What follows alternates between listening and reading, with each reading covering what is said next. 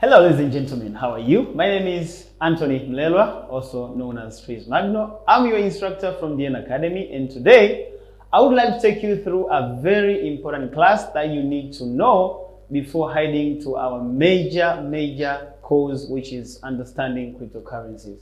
So basically, in a nutshell or in a basic way, somebody would be surprised or will be confused. Like nowadays, we are having so many crypto projects coming in the market. Approximately more than 30,000 crypto projects are around the circulation of the blockchain industry. So how would you choose among these more than 30,000 cryptocurrencies to see this project maybe is the one for you, suit with your goals, or part of your portfolio? So today I'm going to give you the basic factors that you need to consider before you choose which kind of crypto project that you should invest in, especially when you want to invest with these startup projects. For the project which have excelled like Bitcoin, Ethereum, Binance, and other more, it's easier because it's already having a community, it has proved over the years that it's doing better. But when it comes to the new projects, that's where now I want you to listen carefully in this video. That's going to help you at least to make a good decision in choosing which project that you're going to be concentrated on. And basically, when you talk about these projects which are new, they're having a bigger advantage for you if you seize the moment. But how would you seize the moment? Because we are having hype projects. I'm talking about shitcoins. But we are having those projects which starts younger, but they grew up to be bigger as other projects did. So what was the factor behind this growth? What were the factors that you need to consider before choosing this kind of project? So basically, we all know in a crypto project, the major or the important thing that you need to check about the project is something which we call white paper. White paper. So white paper, this is a handout that summarizes or gives the information about the project itself, how it's going to be done, the things which are going to cover, the solution of the problem that you have discovered, the tokenomics, and so forth. It's covered on a white paper. But reading a white paper and understanding it to the point that it can help you to make a decision to choose if the project is good or not, basically depends on your understanding on what has been written in the white paper. So if the white paper has been written so many things, but you do not know what is in the white paper, then automatically it won't help you to make a good decision. Specifically, you are going to be following the hype as people saying, this is a good project, this is a good project. But then at the end of the day, you won't find a good project until you know how to analyze the white paper. So today I'm going to hint out the important things that you need to analyze in any white paper that you have to make sure that you are going to make an informed decision. So every white paper will tell you the problem that the team developers have came to realize so that they can bring that project to solve the situation. So actually, in the introduction of the white paper, you will see the description about the project. About the project. Basically here I'm speaking of a challenge that they have seen, or we can say a problem identified, and here it will talk up with a solution they have came up with. So this is going to give you the forecast and the introduction of how the project is going to be. So after checking about the problem and the solution, and make sure the problem they have listed is worth it, because solving the problem is one of the things that is going to attract the attention of people. So you have to understand which kind of problem are they solving. Is it valid in the real society? Is it a long-lasting solution, or is it just a temporary? So having a long-lasting solution, meaning it's going to give you the power to know if this project has to be considered in your list for the long-term investment. So the second thing that you need to consider is what we call community engagement factor.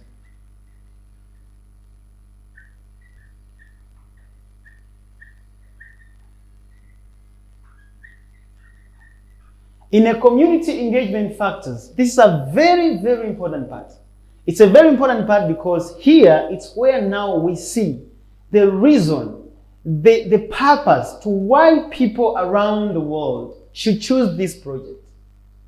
Is it about DeFi services? Is it about whatever thing that is it about solution they are giving? Is it about the where it is accepted and so forth? Like everything that this project is going to present as part of its ecosystem is something that's going to bring people their attention to buy it, to own it, etc. Because when you speak of the community engagement, you are speaking of all of the stuffs that this project is going to bring in their ecosystem, that is going to attract people to see the potential of this project. Specifically, the engagement of those people who are interested in the project is through buying their own native coin of the given project, or crypto, or token.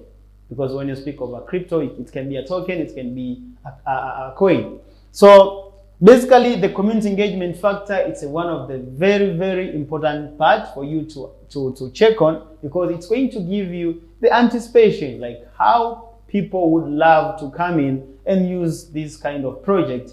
And basically, by loving or getting the attention to whatever services that this project has decided to give on or to bring in its ecosystem, is going to determine how many people are going to come in the project. And we understand, as much as people are coming into demand with the project, that means it's going to give the scarcity of the demand of that crypto that this project has been built on.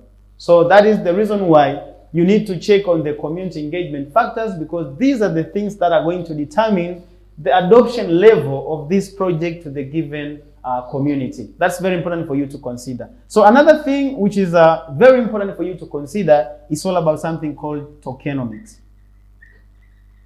Speaking of a tokenomics, other called token economy. It's okay, token economy.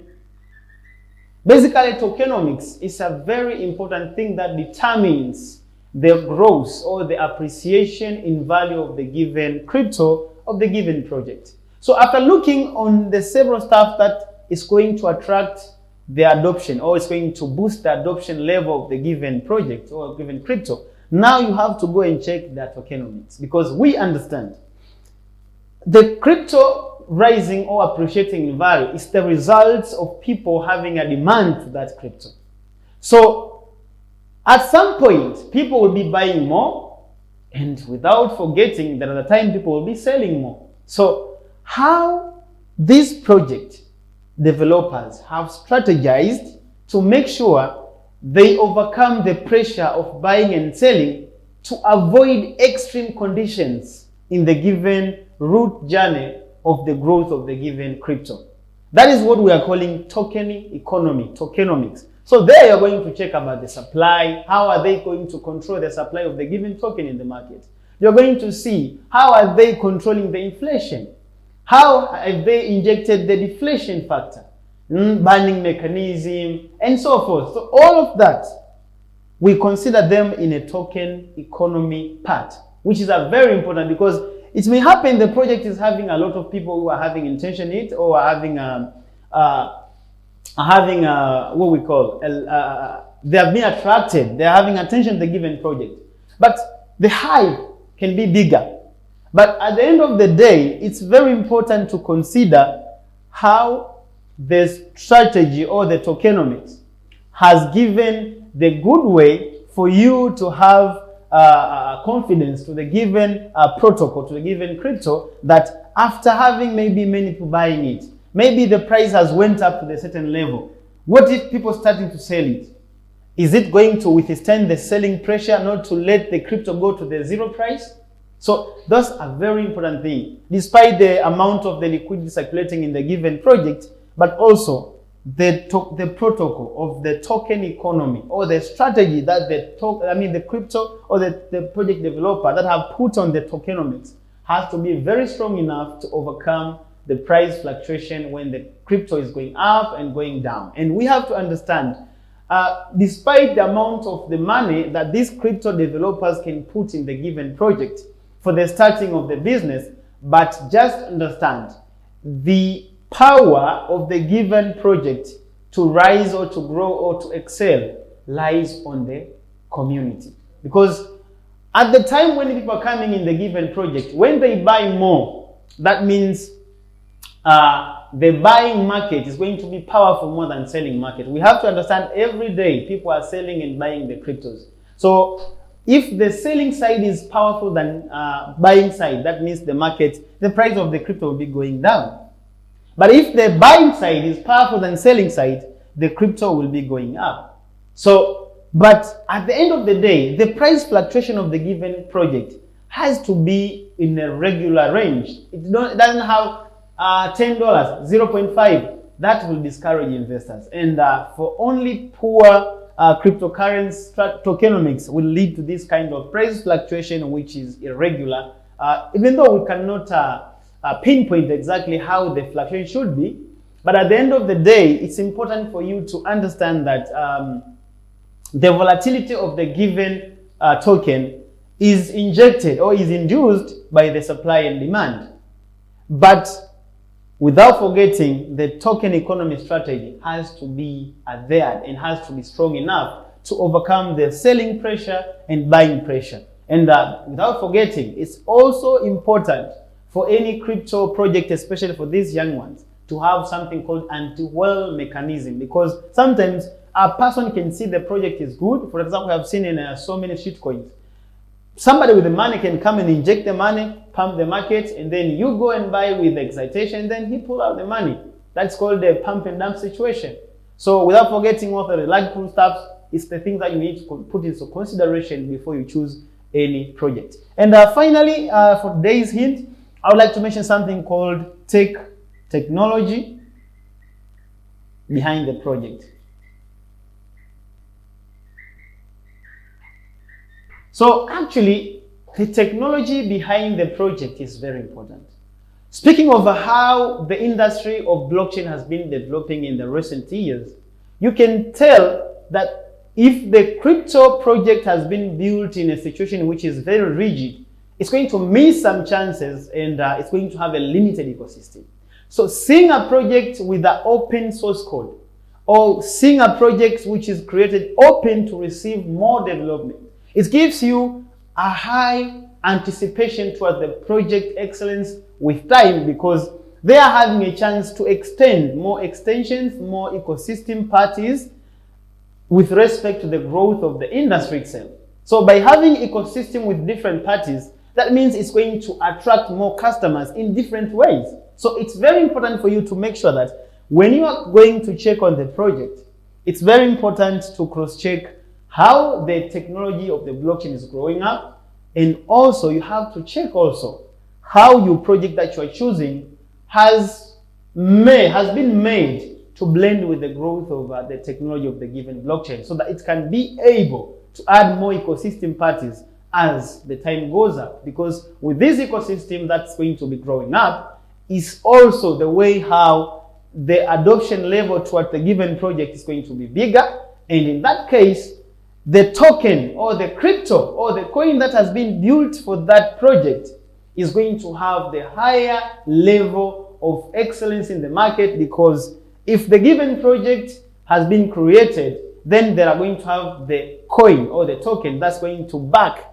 the economy of the given project. So these are the main important things that I think, in a nutshell, in a basic way, you have to put into consideration before you decide to choose, especially for those startup projects. And remember, I have just given you a highlights, but if you want to get to understand how the description of the project can be, the community engagement factors, which are they, how they can be attracting customers, how the different token economy have been created and how they have been succeeded, then you have to come to ODN Academy, and you can buy this course. It's called Understanding Cryptocurrencies and CBDC. This is where you're going to get to know about different stuff that I have mentioned here, because you can know these basic stuffs, but to analyze inside, it can be a bit hard for you, because some of the terms, some of the words, some of the things that have been mentioned in the given white paper, it can be a vocabulary to you or something new that in one way or another, it can